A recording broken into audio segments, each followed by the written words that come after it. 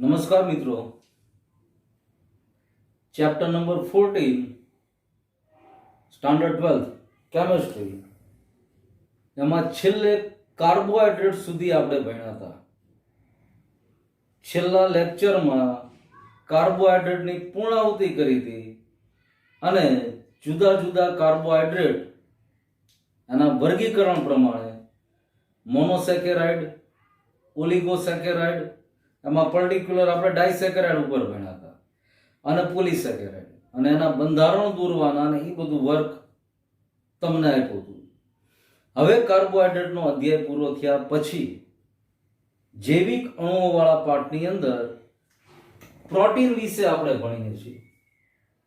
Protein સંયોજનો આમ તો પ્રાઇમરીથી પ્રોટીન, કાર્બોહાઈડ્રેટ મતલબ ગુજરાતીમાં કાર્બોદિત, આવા બધા પદાર્થોના નામથી આપણે પરિચિત છીએ, એના બંધારણથી નહીં.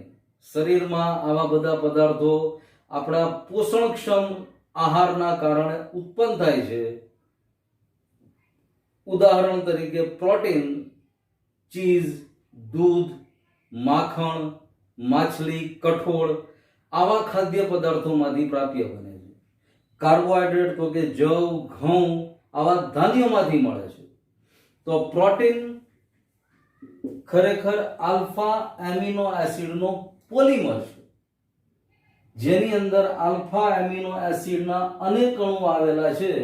ત્યારે પ્રોટીન સંયોજનોનું નિર્માણ થાય. પણ પ્રોટીનમાં મૂળભૂત કોણ તો કે એમિનો એસિડ અથવા આલ્ફા એમિનો એસિડ. ઘણા બધા વિજ્ઞાનના શબ્દ ગ્રીક ભાષાઓ પરથી આવ્યા છે. એવી જ રીતે પ્રોટીન પણ પ્રોટીઓઝ, જેનો અર્થ થાય મહત્વપૂર્ણ, પ્રાઇમરી અથવા પ્રાથમિક અથવા મહત્વપૂર્ણ. તો એવા પ્રોટીઓઝ શબ્દ ઉપરથી પ્રોટીન શબ્દ ઉતરી આવ્યો. પ્રોટીઓઝ ગ્રીક શબ્દ છે. એટલે પ્રોટીનને સમજવા માટે પહેલા એમિનો એસિડ એનું બંધારણ સમજવું આવશ્યક છે. હવે જો આ એક જબરદસ્ત બંધારણ વાળો એસિડ છે. આજે આપણે ભણી ગયા NH3 એમોનિયા બેઝિક ગુણધર્મ ધરાવે છે.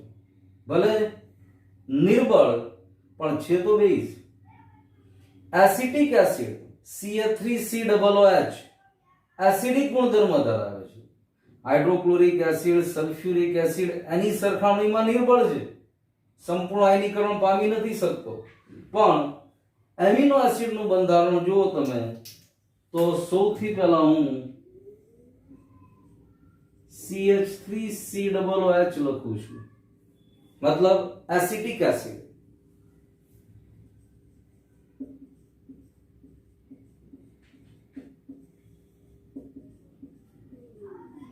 હવે આ એસિટિક એસિડમાં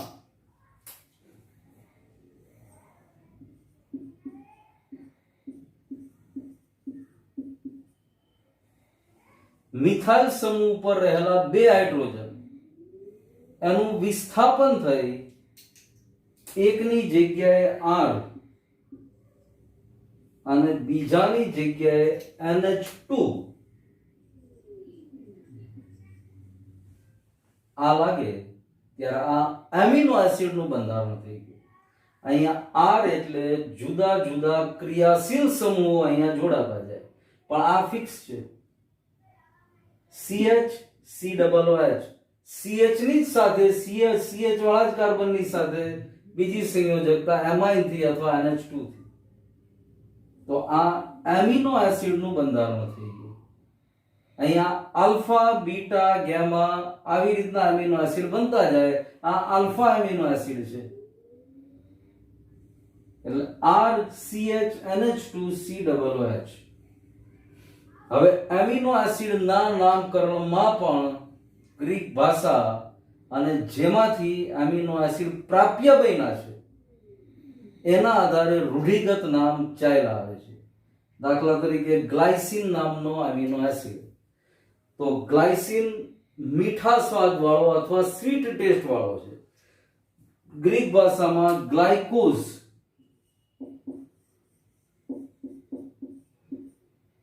જેનો અર્થ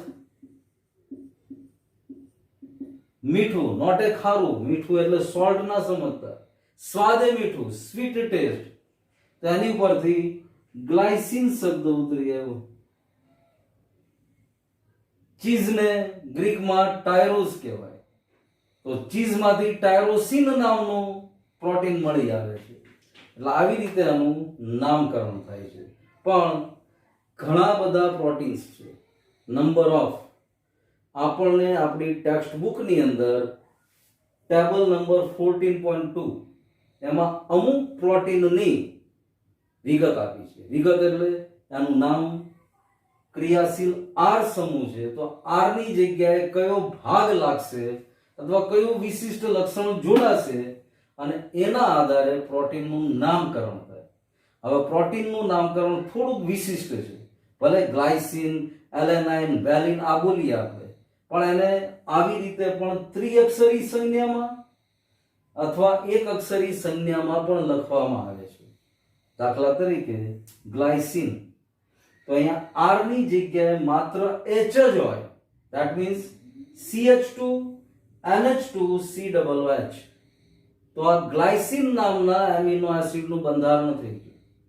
હવે ગ્લાયસિનને એના સ્પેલિંગ આધારે GLY, જો આ કેપિટલ G છે, L અને Y સ્મોલ ABCD ના છે, બીજી ABCD ના છે, અને એને એક અક્ષરમાં દર્શાવવું હોય તો કેપિટલ G. કેપિટલ G પ્રોટીનનો મતલબ ગ્લાયસિન થયું. બીજો જો એલેનાઇન, તો અહીંયા R ની જગ્યાએ CH3 લાગે છે, મિથાઇલ સમૂહ, CH3 CH NH2 COOH. તો એ એલેનાઇન પ્રોટીનનું બંધારણ થઈ ગયું. અને એલેનાઇનને દર્શાવવા માટે capital A small l a, અને એવી જ રીતે એક અક્ષરીમાં એને દર્શાવવો હોય તો કેપિટલ A. સેમ એવી રીતના વેલિન, આવા લોટ્સ ઓફ ઘણા બધા એમિનો એસિડ છે. 14.2 ટેબલ આપણે બરાબર જોઈ લેવાનું. એમાં અમુકમાં સ્ટાર પણ માર્યા છે. વેલિનમાં જ સ્ટાર છે, જોજો બરાબર. પણ એ સ્ટારનો શું મતલબ છે એ આપણાની પછી બોર્ડની લિમિટેશન્સ છે. આમાં જાજુ લખી શકાય એવું નથી. એટલે સ્ટારનો શું મતલબ છે, કેવી રીતે છે, એ આગળ હજી આપણે એમિનો એસિડના વર્ગીકરણમાં ને એમાં આપણે જોશું. પણ આ એમિનો એસિડના નામકરણની પ્રાથમિક માહિતી થઈ. એમિનો એસિડ કોને કહેવાય, કેવી રીતે એમિનો એસિડ ઉદ્ભવી શકે, એસિટિક એસિડનું બંધારણ મેં લખ્યું અને એને આધારે આને બરાબર માર્ક કરો અને પછી એનું નામકરણ. હવે આ એમિનો એસિડને કેવી રીતે ક્લાસિફિકેશન અથવા વર્ગીકૃત કરવામાં આવે છે એના વિશે જોઈએ છીએ આપણે. એમિનો એસિડના નામકરણ પછી આનું વર્ગીકરણ. તો સૌથી પહેલા વર્ગીકરણ NH2 અને COOH આની સાપેક્ષ સંખ્યાના આધારે કરવામાં આવે.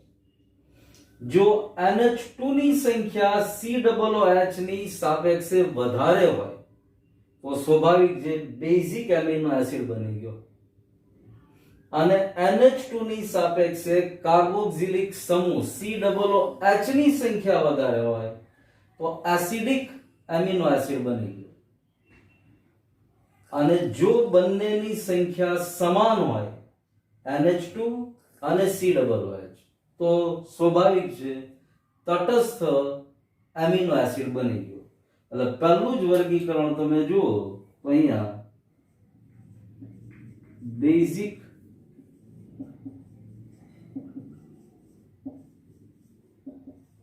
Amino acids, acidic amino acids અને ન્યુટ્રલ અથવા તટસ્થ એમિનો એસિડ.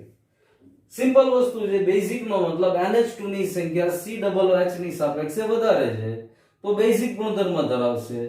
NH2 ની સંખ્યા કરતા COOH ની સંખ્યા વધારે હોય તો એસિડિક ગુણધર્મ ધરાવશે. અને બંને સરખા હોય તો તટસ્થ. આ ઉપરાંત બીજું વર્ગીકરણ આવશ્યક એમિનો એસિડ, એસેન્શિયલ, અને બિન આવશ્યક નોન એસેન્શિયલ એમિનો એસિડ્સ. હવે જે ટેબલ નંબર 14.2 ની અંદર સ્ટાર હતો, ફુદ્દડી હતી, એનો અર્થ અહીંયા તમને જોવા મળશે. હવે સૌથી પહેલા બંને શબ્દને સમજીએ. આવશ્યક એમિનો એસિડ, તો કે ભાઈ જે એમિનો એસિડ સંયોજનો શરીરમાં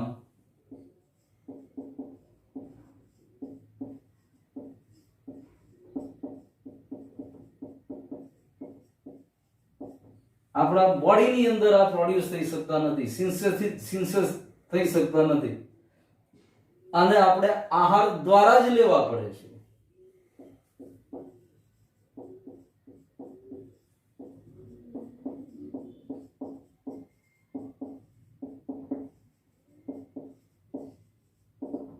તો આવા એમિનો એસિડને આવશ્યક અથવા એસેન્શિયલ એમિનો એસિડ કહેવાય.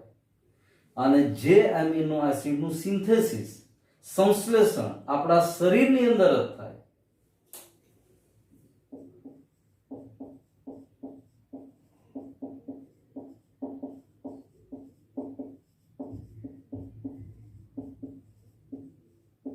જેને બીજા આહારની કે એની જરૂર નથી, આપણા બોડીની અંદર જ સિન્થેસાઇઝ થઈ જાય, તો એવા એમિનો એસિડ બિન આવશ્યક એમિનો એસિડ. હવે ટેબલ નંબર 14.2 માં સ્ટાર જોજો, અને એમાં લખ્યું હશે આવશ્યક એમિનો એસિડ.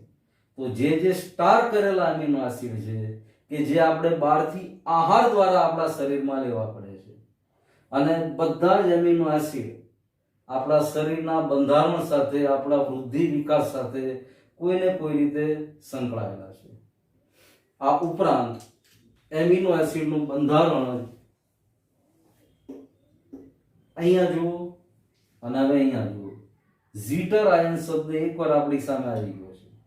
મારે અત્યારે યાદ નથી કરાવું, તમારી મેળે તમે યાદ કરજો. અને ઈ જ્યારે શબ્દ ભણ્યા હતા ત્યારે મેં તમને ખાસ કીધું હતું કે આ શબ્દ હજી એકવાર આપણી સામે લેસન નંબર 14 જૈવિક અણુઓમાં આવશે. આ ઝીટર આયન મતલબ શું થાય? ઝીટર આયન તો કે આનું બંધારણ જો એમિનો એસિડનું, હવે COOH કાર્બોક્સિલિક એસિડનો હાઇડ્રોજન પ્રોટોન દાતા બની જાય, મતલબ અહીંથી H રિમૂવ થાય અને એમાઇન સમૂહ NH2 એ H નો સ્વીકાર કરે. તો અહીંયા આગળ આયન બની ગયો. આ આયનને ઝ્વિટર આયન તરીકે ઓળખવામાં આવે છે. આ ઝ્વિટર આયન બની ગયો. હવે આ ઝ્વિટર આયન એસિડ સાથે અને બેઝ સાથે બંને સાથે પ્રક્રિયા કરી અને પોતાનો ગુણધર્મ પ્રદર્શિત કરે છે, મતલબ ઉભયગુણી ગુણધર્મ દર્શાવે છે.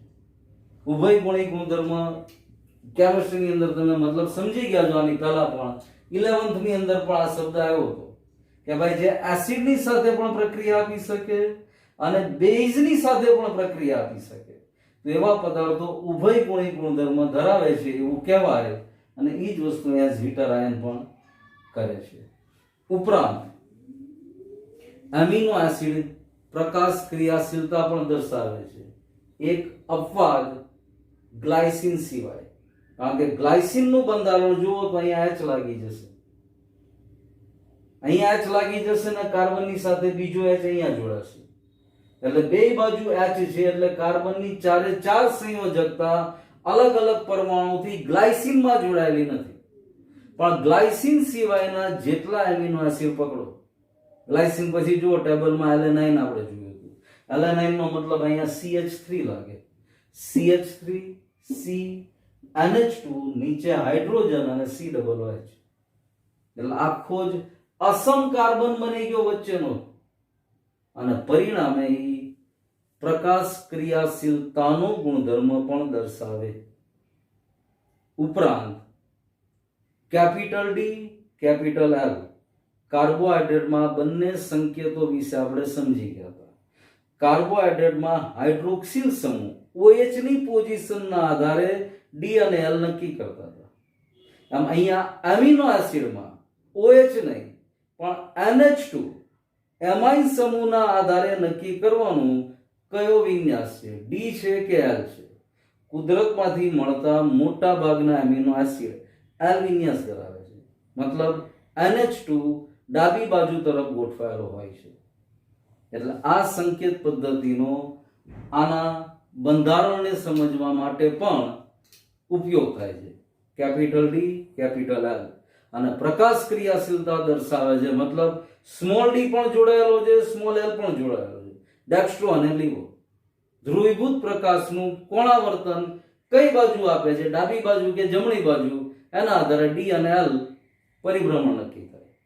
તો આ આખો અધ્યાય અથવા આખી વસ્તુ એમિનો એસિડની વાત થઈ. આટલું એમિનો એસિડ ભણ્યા પછી પ્રોટીનના બંધારણ તરફ આગળ જઈ શકાય. પ્રોટીનનું બંધારણ સમજવું હોય તો આટલી વસ્તુ આપણામાં માઇન્ડમાં ક્લિયર હોવી જોઈએ એમિનો એસિડની બાબતમાં.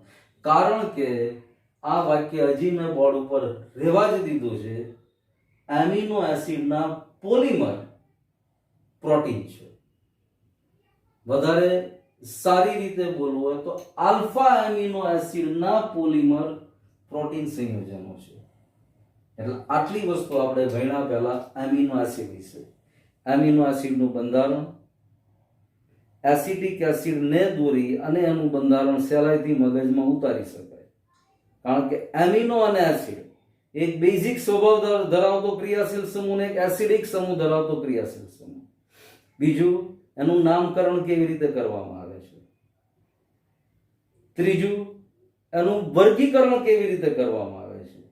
તો એસિડિક એમિનો એસિડ, તટસ્થ એમિનો એસિડ અને બેઝિક એમિનો એસિડ એના NH2 અને COOH સમૂહની સાપેક્ષ સંખ્યાના આધારે, અને પછી આવશ્યક એમિનો એસિડ, બિન આવશ્યક એમિનો એસિડ જેનું સંશ્લેષણ આપણા શરીરમાં થઈ શકતું હોય અને જેનું સંશ્લેષણ આપણા શરીરમાં નથી થઈ શકતું, અને બહારથી આહાર દ્વારા જ લેવામાં આવે છે, એના આધારે વર્ગીકરણ.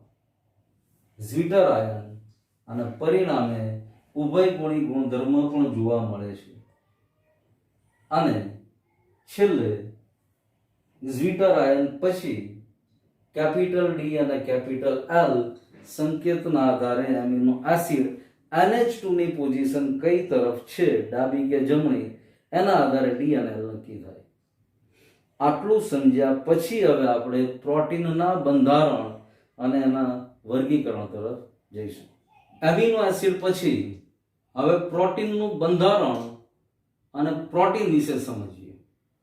સૌથી પહેલા જો બે અહીંયા આગળ એમિનો એસિડ લખ્યા છે, એક ગ્લાયસિન અને બીજું એલેનાઇન.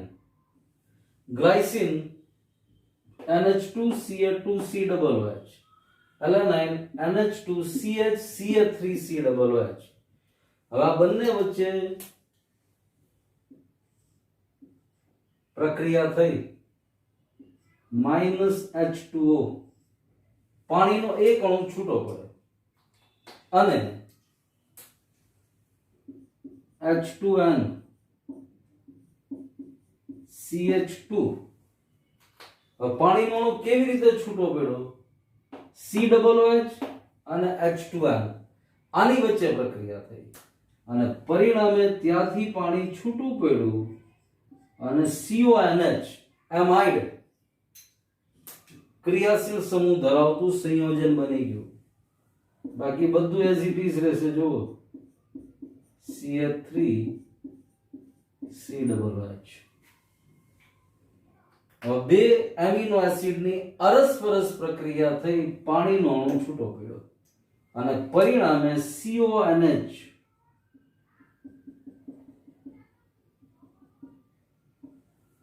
આ બોન્ડિંગ થયું એમાઇડ બન્યો. આને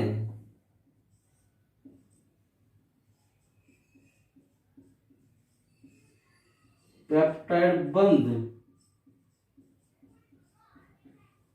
અથવા પેપ્ટાઇડ સાંકળ તરીકે ઓળખવામાં આવે છે.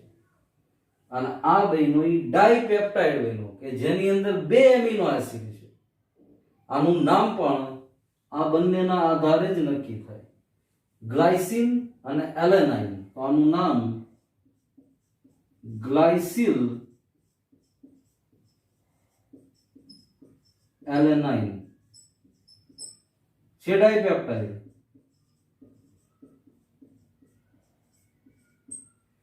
ગ્લાયસિલ એલેનાઇન અને ત્રિઅક્ષરીમાં આપણે લખ્યું હતું GLYALA. આવી રીતે પણ આને દર્શાવી શકાય.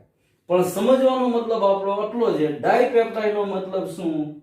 તો કે જેમાં બે એમિનો એસિડ સંકળાયેલા છે. ટ્રાઇપેપ્ટાઇડ તો હજી એક એમિનો એસિડ અહીંયા લાગી જશે. ટેટ્રાપેપ્ટાઇડ ચાર એમિનો એસિડ માંથી બનશે. પેન્ટાપેપ્ટાઇડ પાંચ એમિનો એસિડ માંથી બનશે. તો આવા અનેક પેપ્ટાઇડ બંધ અથવા પેપ્ટાઇડ સાંકળ જોડાય પોલીપેપ્ટાઇડ બનાવશે. અને હવે જો પોલીપેપ્ટાઇડમાં 100 કરતા વધારે અમીનો એસિડના અવશેષો હોય તો એવા પોલીપેપ્ટાઇડ કે જેનું આણ્વીય દળ મોલેક્યુલર માસ 10,000 યુનિફાઈડ માસ કરતા વધારે થઈ જાય તો એવા સંયોજનો સામાન્ય રીતે પ્રોટીન તરીકે ઓળખાય છે. પણ એમાં પણ અમુક અપવાદ છે કે ભાઈ અમુક એવા એમિનો એસિડ્સ અથવા જેની સંખ્યા એમિનો એસિડના અવશેષોની સંખ્યા 100 કરતા વધી નથી જતી, ઓછી છે, છતાં પ્રોટીન છે અને પોલીપેપ્ટાઇડ તરીકે ઓળખાય છે. દાખલા તરીકે ઇન્સ્યુલિન, જેની અંદર 51 એમિનો એસિડ અવશેષો આવેલા છે. ઇન્સ્યુલિન બહુ જાણીતો અંતઃસ્ત્રાવ છે, ડાયાબિટીસ માટે જવાબદાર છે, આવું આપણે અગાઉ ભણી ચૂક્યા છે. આ ઇન્સ્યુલિન અંતઃસ્ત્રાવ આપણા શરીરમાં સંશ્લેષિત થાય છે. એનું બંધારણ 51 એમિનો એસિડ ધરાવે છે, 100 ઉપર નથી, છતાં પ્રોટીન છે. તો આ પ્રોટીનનું બંધારણ, હવે આગળ પ્રોટીનનું વર્ગીકરણ એના આણ્વીય આકારના આધારે. પણ એ વર્ગીકરણ ભણીએ એની પહેલા ફરી એકવાર આખી રિએક્શન જોઈએ. બે એમિનો એસિડ વચ્ચે પ્રક્રિયા થઈ, પાણીનો એક અણુ છૂટો પડ્યો અને ડાયપેપ્ટાઇડ બન્યું. ડાયમાંથી ટ્રાઇપેપ્ટાઇડ, ટેટ્રાપેપ્ટાઇડ, પેન્ટાપેપ્ટાઇડ એમ કરીને આગળ પેપ્ટાઇડ બંધની સાંકળ વધતી જાય અને છેવટે પોલીપેપ્ટાઇડ અને પરિણામે પ્રોટીન. હવે પ્રોટીનના આણ્વીય આકારના આધારે તેનું બંધારણ કેવું હોઈ શકે એને સમજીએ. પ્રોટીન સંયોજનનું બંધારણ સમજવા માટે સૌથી પહેલા પ્રોટીનને કેવી રીતે વર્ગીકૃત કરવામાં આવે છે એના આણ્વીય આકારના આધારે એના ઉપર જોઈએ આપણે. એના આણ્વીય આકારના આધારે પ્રોટીનને બે ભાગમાં, રેસામય પ્રોટીન અને ગોલીય પ્રોટીન, એવી રીતે વર્ગીકૃત કરવામાં આવે છે. હવે જે રેસામય પ્રોટીન છે એમાં એની પોલીપેપ્ટાઇડ શૃંખલા, હમણાં જ આપણે પોલીપેપ્ટાઇડ સાંકળ અથવા પોલીપેપ્ટાઇડ બંધ કેવી રીતે બની જોયું. તો આ પોલીપેપ્ટાઇડ શૃંખલા જે પ્રોટીનની અંદર સમાંતરે સરળ રીતે જોડાયેલી હોય અને H બંધ અને ડાઇસલ્ફાઇડ બંધથી જોડાયેલી હોય તો એવું પ્રોટીન રેસામય પ્રોટીન છે. જ્યારે જે પ્રોટીનની અંદર પોલીપેપ્ટાઇડ શૃંખલા વળીને અથવા ગોળાકારમાં ફેરવાઈ જાય તો એવા પ્રોટીન ગોલીય પ્રોટીન બની જાય છે. ઉપરાંત રેસામય પ્રોટીન સામાન્ય રીતે પાણીની અંદર અદ્રાવ્ય હોય છે, ઇનસોલ્યુબલ ઇન વોટર, જ્યારે ગોલીય પ્રોટીન સામાન્ય રીતે પાણીમાં દ્રાવ્ય હોય છે. આવા પ્રોટીન જે પાણીમાં અદ્રાવ્ય છે એટલે કે રેસામય પ્રોટીન, વાળ, ઊન, રેશમ આવી વસ્તુઓમાં જોવા મળે, જેનું નામ છે કેરેટિન. ઉપરાંત મસલ્સ અથવા સ્નાયુમાં જોવા મળે માયોસિન નામનું પ્રોટીન. તો આવા પ્રોટીનનું બંધારણ રેસામય પ્રોટીન છે. અને એની સામે ગોલીય પ્રોટીનમાં ઇન્સ્યુલિન ઉદાહરણ તરીકે અને આલ્બ્યુમિન. આ ઉપરાંત એના સ્તરના આધારે અથવા એના આણ્વીય આકાર અથવા બંધારણને થોડીક વિશિષ્ટ રીતે જોઈએ તો પ્રાથમિક સ્તર, દ્વિતીય સ્તર, તૃતીય સ્તર, ચતુર્થ સ્તર એવી રીતે પણ પ્રોટીનનું બંધારણ સમજવામાં આવ્યું છે. અને ઈ પ્રોટીનનું બંધારણ આપણે આની પછીના લેક્ચરમાં સમજવું છે, આની સાથે ભેગું નથી કરવું. પણ આજના લેક્ચરમાં બરાબર માર્ક કરો તો વાત શરૂઆતથી જ પ્રોટીનની છે. આની પછીના લેક્ચરની અંદર પ્રોટીનનો અધ્યાય પૂરો થઈ જશે. પ્રોટીનનું બંધારણ આગળ ભણશું, પ્રાથમિક સ્તર, દ્વિતીય સ્તર, તૃતીય સ્તર, ચતુર્થ સ્તર અને પ્રોટીનનું વિકૃતિકરણ. એટલે પ્રોટીન વિશેની સમજ અથવા પ્રોટીન વિશેનું જે આપણે ભણવાનું છે એ પૂરું થઈ જશે. પણ આજે પ્રોટીનને સમજતા પહેલા આપણે એમિનો એસિડ વિશે ભણ્યા. અને પ્રોટીન આપણા વૃદ્ધિ અને વિકાસ માટે ખૂબ જ જરૂરી અગત્યનો જૈવિક અણુ છે. એમિનો એસિડની અંદર એનું પહેલા બંધારણ કેવી રીતે બની શક્યું એમિનો એસિડનું એ સમજ્યા. Alpha amino acid. એમિનો એસિડનું નામકરણ સમજ્યા ટેબલ નંબર 14.2. પછી એમિનો એસિડનું વર્ગીકરણ સમજ્યા. આ વર્ગીકરણમાં એના NH2 અને COOH સમૂહની સંખ્યાના સાપેક્ષ સંખ્યાના આધારે કેટલી સંખ્યામાં NH2 કે COOH જોડાયેલા છે એના આધારે acidic amino acid, basic amino acid અને તટસ્થ એમિનો એસિડ. અને એની પછી વર્ગીકરણ એનું આગળ આવશ્યક એમિનો એસિડ, બિન આવશ્યક એમિનો એસિડ, પછી ઝ્વિટર આયન. અને આટલું સમજ્યા પછી પ્રોટીન ઉપર આવ્યા. અને પ્રોટીન બીજું કાંઈ નથી, આલ્ફા એમિનો એસિડનો પોલિમર છે. અને આવા અનેક alpha amino acid more than 100 એકબીજા સાથે જોડાય પ્રોટીન બનાવે છે. પણ એમાં અપવાદ યાદ રાખવાનો છે કે ભાઈ ઇન્સ્યુલિન જેવો પોલીપેપ્ટાઇડ અથવા પ્રોટીન છે કે જેમાં 100 એમિનો એસિડ અવશેષ નથી, 51 છે, છતાં પણ પ્રોટીન છે. અને બીજું ગ્લાયસિન વિશે એ યાદ રાખવાનું છે કે ગ્લાયસિન એકમાત્ર એવો એમિનો એસિડ છે કે જે પ્રકાશ ક્રિયાશીલતાનો ગુણધર્મ દર્શાવતો નથી. બાકી બધા જ એમિનો એસિડ પ્રકાશ ક્રિયાશીલતાનો ગુણધર્મ દર્શાવે છે અને ડી અને એલ સંકેતો દ્વારા એને રજૂ કરી શકાય છે એના બંધારણને. અને સ્મોલ ડી અને સ્મોલ એલના આધારે એના પરિભ્રમણની ખબર પડે છે. અને પછી પ્રોટીનના બંધારણમાં રેસામય પ્રોટીન, ગોલીય પ્રોટીન. આની પછીના લેક્ચરમાં આપણે પ્રોટીનના આ બંધારણને વધારે આગળ વિસ્તૃત રીતે સમજીશું. અને પ્રોટીન પછી ઉત્સેચક, વિટામિન, એમાં પાઠમાં આગળ વધશું. હવે આ બંધારણ સમજવામાં અથવા આજના લેક્ચરની અંદર કોઈ જગ્યાએ કોઈ એવો ડિફિકલ્ટ પોઈન્ટ લાગ્યો હોય તો ચોક્કસ મેસેજ કરી શકો છો, ફોન કરી શકો છો. Thank you.